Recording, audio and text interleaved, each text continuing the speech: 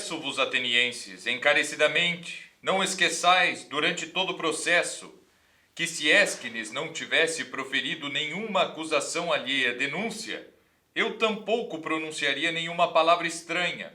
Como, porém, ele lançou mão de tudo quanto é acusação e alevosía de uma vez, sou forçado também eu a replicar de maneira sucinta a uma por uma das imputações. Quais eram, pois, os pareceres dele que deitaram tudo a perder então? Não vos deve perturbar a passagem de Filipe para quem das Termópilas. Tudo sairá conforme os vossos desejos. Se permanecerdes quietos, dentro de 2 ou 3 dias, ouvireis que ele se tornou amigo daqueles de quem veio inimigo, e, ao invés, inimigo daqueles de quem veio amigo. Muito bem, essas são as palavras de Demóstenes no seu mais famoso discurso, o discurso mais famoso do mais famoso de todos os oradores do mundo antigo. Sejam todos bem-vindos mais uma vez ao Instituto Hugo de São Vítor, dentro desta nossa semana oratória, na qual falaremos hoje sobre 2 oradores gregos, talvez os mais influentes, que são, no caso, Isócrates e Demóstenes, certo? Não só disso, né? Nós estamos falando de retórica, que é uma das artes liberais, e quando falamos de artes liberais, estamos falando de educação. E a retórica é, para muita gente, ao longo da história inteira do Ocidente, o fim mesmo da própria educação, certo? Tornar-se uma pessoa eloquente é o próprio fim da educação. Isso não somente na antiguidade, isso se passa por toda a Idade Média e chega, por exemplo, até a Inglaterra moderna e por ali aos Estados Unidos, certo? O que deve fazer um homem educado, dirão os pedagogos ingleses e americanos já no século XIX e no início ainda do XX, não é? Um homem educado deve ser capaz de dizer aquilo que quer dizer, certo? Simplesmente isso, né? Dizer aquilo que quer. Porque muitas vezes nós queremos dizer algo e não conseguimos. Isto é falta de quê? De educação, justamente, não é? Esse é o fim da educação? Bom, esse é um fim bastante raso, pode ser um fim, não é um fim de todo ruim, certo? Mas eu diria que esse é um meio ainda para a educação, mas esta é outra questão. O importante é que uma educação focada na retórica, uma educação que prepare as pessoas para dizerem aquilo que elas quiserem, certo? Dizer aquilo que pensam, dizer aquilo que desejam, dizer aquilo com que sonham. Isso tudo é um ótimo fim da própria educação. É algo que nós todos devemos almejar, não é? Ser capazes de dizer as coisas, ser capazes de descrever as coisas e de usar a linguagem da melhor forma possível para convencer, para ensinar, não só aos outros, mas também a nós mesmos, certo? Porque com o desenvolvimento da linguagem, nós mesmos temos uma maior capacidade de síntese do nosso próprio pensamento. Eu acho que todos nós temos a experiência de que quando escrevemos alguma ideia, certo? Aquela ideia ganha certos enlevos e ganha uma força maior e um brilho maior, uma complexidade maior, e aquilo que nós achávamos que tínhamos entendido, na verdade, somente agora estamos entendendo. Ou aquela experiência que todos nós temos, não é? Que quando vamos ensinar algo, acabamos aí sim por entender aquilo que nós pensávamos que entendíamos, certo? O próprio Santo Agostinho, grande retórico, mesmo dizia, não é? Essa pergunta do tempo é bastante difícil, porque eu só sei quando me perguntam. Eu só sei quando não me perguntam. Quando me perguntam, eu não sei, né? Ele invertia esse processo de retórica, dizendo que, olha, essa é uma questão uma questão quase que impossível de ser entendida, certo? Porque, na verdade, o contrário é o que acontece. Eu não sei. Mesmo assim, eu tento explicar. E quando eu tento explicar, eu acabo por entender. A retórica faz com que nós vivamos isso o tempo todo. E falando em educação, hoje nós temos de falar do maior, não é? Se não o maior, um dos maiores, ao lado talvez de Sócrates, Platão e Aristóteles, dos educadores gregos, certo? Um dos maiores educadores gregos, que é Isócrates, de Atenas, certo? É como Sócrates, só que tem um I no início, certo? Há certos corretores aí no aparelho celular e no computador que corrigem, né? A pessoa escreve Sócrates, ele vai lá e tira o I, achando que nós escrevemos errado. Mas não, ele é um contemporâneo, inclusive, de Sócrates, só que mais novo, certo? Viveu bastante tempo. Ele ainda, Platão ainda ainda vive no tempo de Platão, certo? Após a morte de Sócrates, e era muito bem sucedido na sua escola de retórica em Atenas, certo? Qual a diferença de Isócrates para todos aqueles sofistas, aqueles outros professores de arte sofística, certo? De arte retórica, da arte de persuadir nos tribunais e nas assembleias públicas que nós tínhamos antes de Sócrates e, por conseguinte, também antes de Isócrates? É que Isócrates, ele não é um cara radical que diz, olha, essa conversa mole de filosofia, esses filósofos aí que andam como Tales, não é? Que fica olhando para o céu e acaba caindo num buraco que está aqui na Terra muito mais perto dele, não é? Do que estão as estrelas.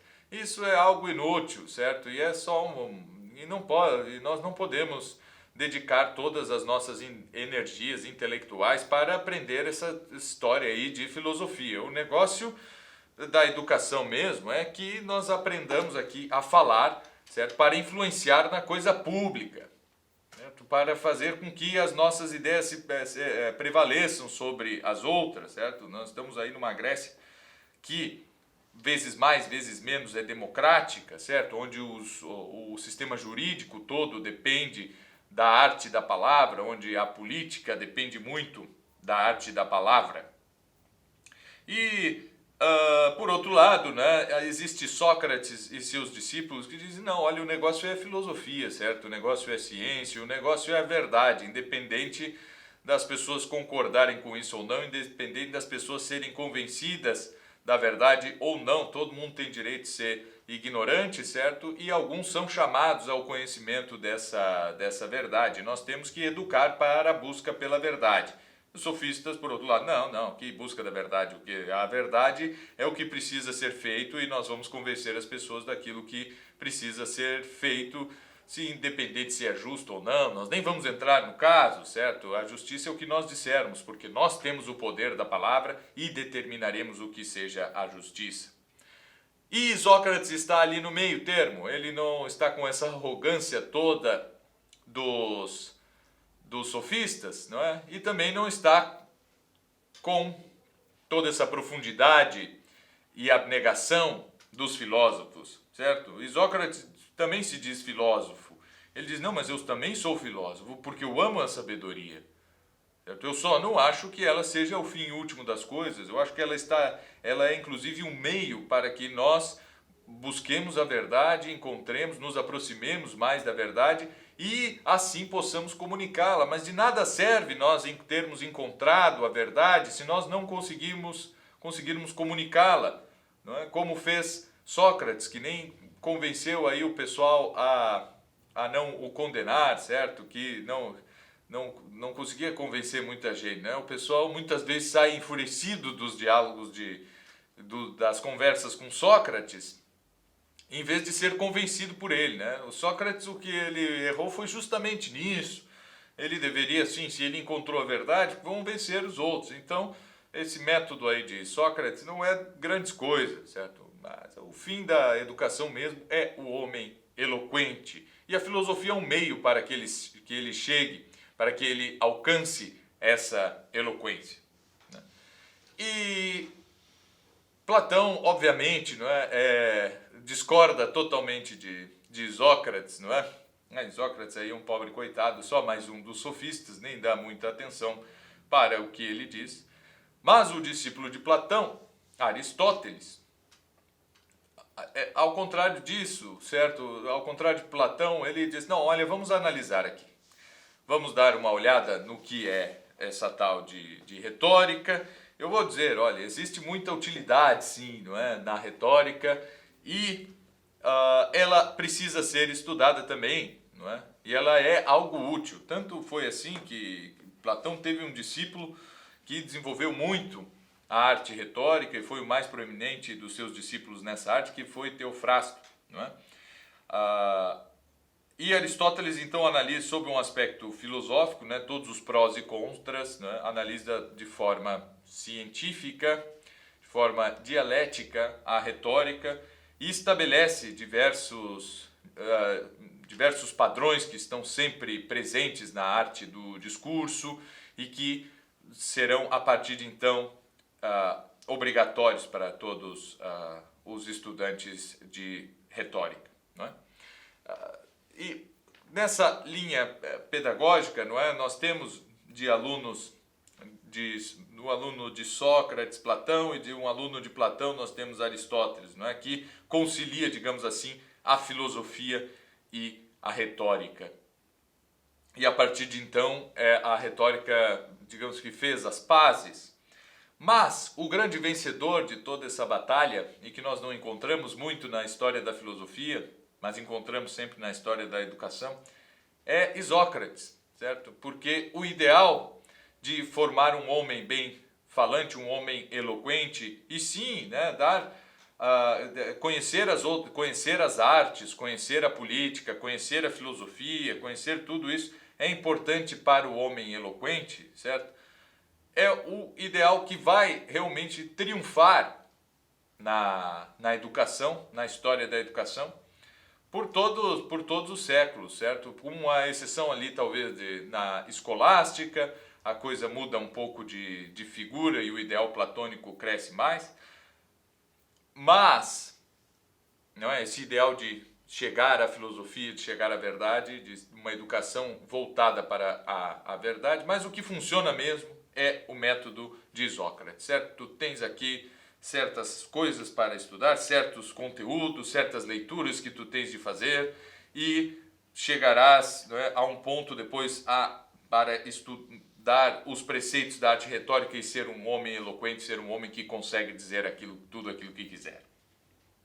Nessa educação foram formados os padres da igreja, com essa educação foram formados os primeiros homens medievais, os homens de ciências e de letras, certo? E com exceção no período da escolástica no século XIII e o que se segue um pouco ali, mas já bastante deturpado e tal, volta com o humanismo, com o renascimento e tudo isso, né? Permanece na nossa cultura por muito tempo, até a educação formal que é destinada simplesmente ao cumprimento de tarefas dentro de uma empresa ou dentro de uma repartição pública e tal, como é a nossa, né? Não tem nenhum ideal platônico e nem resquícios do ideal platônico e nem resquícios do ideal isocrático. Ninguém vai para a escola para ser capaz de dizer aquilo que deseja dizer, como Isócrates queria, e também ninguém vai para a escola para contemplar a verdade como Platão queria, certo? Nós vamos à escola para ter um papel e fim de papo, certo? Então, esses dois caminhos são importantíssimos, não é? E por mais que não, mas a Santo Agostinho era platônico, como assim, né? Agora tu estás me dizendo que Santo Agostinho não foi formado dentro do platonismo em educação. Eu disse, não, ele realmente estudou Platão, né? Fez tudo isso, certo? Mas a sua formação base era a formação de um orador, era a formação da educação dita clássica que nós podemos associar a essa corrente pedagógica isocrática, certo? Mais do que platônica e aristotélica. Um dos discípulos de Isócrates, talvez, né, que esteja, não é bem não é muito certo, né? Há fontes antigas que afirmam coisas diferentes, né? Tudo está em dúvida, a gente não sabe exatamente com quem Demóstenes estudou, né? Mas Demóstenes, em princípio, é um discípulo de Isócrates. E Demóstenes é o maior orador entre os gregos, certo? É um sujeito que tem uma vida bastante interessante, não é? Ele se vê órfão muito cedo, né? E uma família bastante rica, uma família nobre, se vê possuidor de uma herança bastante gorda, não é? Mas há tutores ali que administram as suas heranças. E desde muito cedo, desde muito jovem, ele se vê impelido a defender-se a si mesmo dos próprios tutores, né? Então ele precisa adquirir todas as capacidades jurídicas e políticas necessárias para reaver tudo aquilo que havia sido, digamos, malbaratado pelos seus tutores, certo? Então, quando ele atinge a menor idade, ele realmente, a maior idade, ele se especializa muito na arte de dizer, porque ele precisava convencer a cidade, certo? Convencer os juízes, convencer os seus concidadãos de que estava com a razão. E ingressa numa carreira política. Vejam só, ele, por não é, ter se desenvolvido, né, há infinitas anedotas sobre Demóstenes, né, umas muito belas e edificantes, como aquela que ele tinha um problema de gagueira e problema de dicção, né, e que punha pedras na boca e discursava em cima das pedras ali na costa, vendo as ondas baterem nas pedras, não é, como se fosse uma multidão agitada a qual não deveria tirar a sua concentração enquanto falasse, certo? São coisas bastante interessantes assim, que envolvem a própria pessoa de Demóstenes, mas como personagem dessa época todos são de biografia pouco rastreável, né? E Demóstenes então está ali no olho do furacão, porque nessa época começam as guerras filípicas, certo? Filipe da Macedônia, o pai de Alexandre o Grande, começa a invadir tudo, e nesse trecho que eu li logo no início, Demóstenes está tratando justamente disso, não é? Ésquines é um pacifista e ele diz, né, para os seus concidadãos, né, advoga a causa da paz com os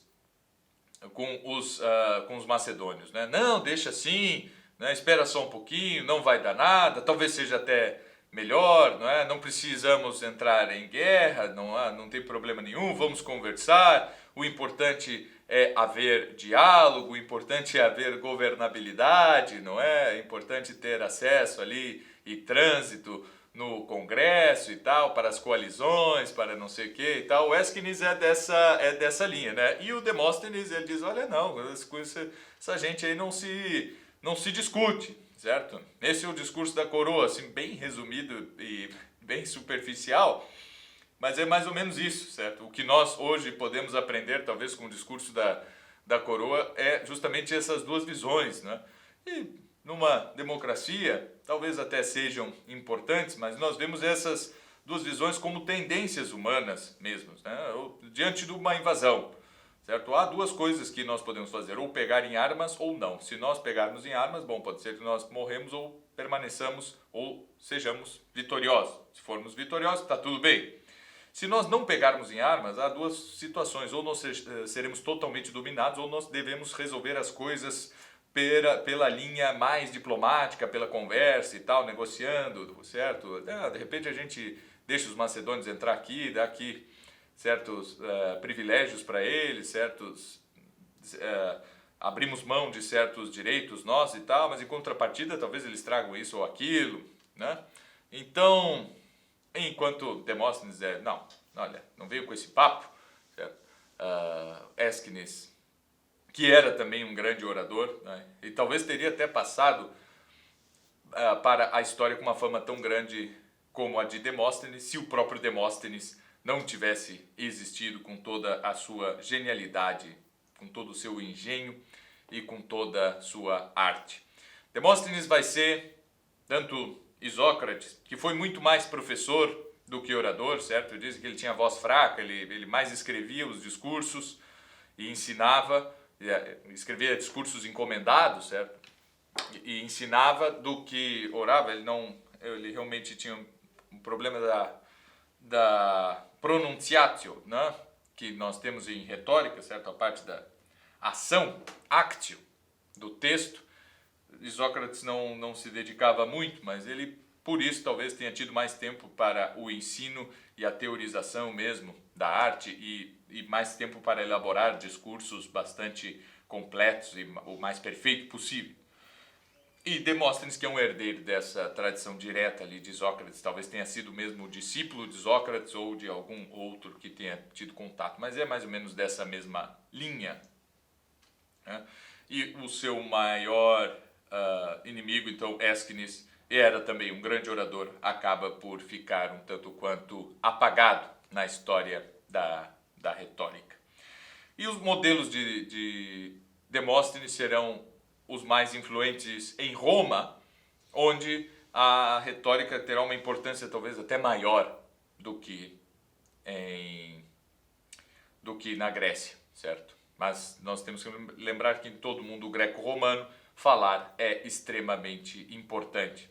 As pessoas acorriam a discursos, a tribunais, a disputas no parlamento e realmente gastavam o seu tempo ali ouvindo pessoas falarem. Talvez isso esteja voltando agora com o advento da internet a uma paciência maior da parte de muitas pessoas por ouvir os outros, certo? E isso talvez seja algo bastante positivo que nós tenhamos que aproveitar. Amanhã, então, falaremos sobre 2 frutos dessa influência que a Grécia exerceu em Roma, que é o grande orador latino Cícero e o grande professor, né, Cícero aos moldes de Demóstenes, e o grande professor de retórica Quintiliano aos moldes de Isócrates. Muito obrigado a todos e até amanhã.